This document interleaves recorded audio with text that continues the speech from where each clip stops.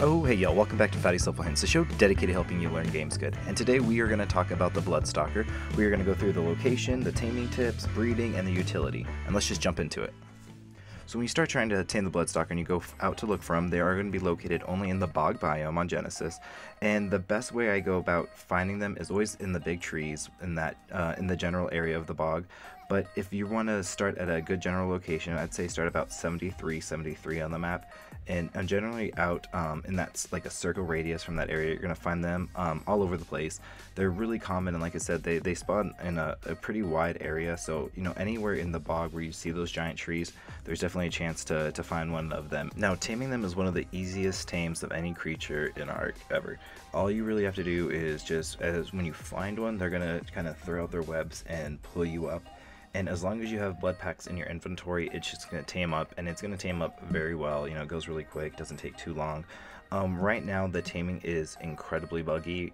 It goes up way past 100%, and on our server that we have, it's at 10 times taming, and it was taking like 3,000% or like even 4,000% taming to finally tame out. And we noticed it was somewhere between 400 and 1,200 blood packs, which sounds like a lot. It's a lot to actually farm and harvest and whatnot, but in the long run, it's not that much compared to other dinosaurs, because it's constantly eating like one every second. So it doesn't really take, you can create a large amount of time. It's difficult to get all those blood packs, and like I said, it's kind of glitched out right now, so it's kind of varies in that. And as long as you have blood packs, it doesn't actually attack you. It only takes the blood packs from you. But if you do run out of blood packs, it is okay. It can tame off of you. The taming effectiveness goes down by 5%, like how much that it's actually going to be taming. As well, it does start to damage you quite a bit. I noticed that with armor, it was doing about 5 damage to me, but as soon as my armor broke, it was doing about 20 damage to me. So, you know, if you are like 1 or 2 blood packs away, don't stress. Like you can make it, but it's definitely not a possible way to tame it just using your blood. Now, breeding is pretty straightforward compared to most of the other Genesis new creatures. The only one caveat with this one is that the eggs aren't able to be picked up. So wherever you are going to actually have to hatch it, you need to put it in an area where it's going to be close to air conditioners, or that you can get, you know, heat to something. When I did it in the bog biome, it constantly said it was just too cool.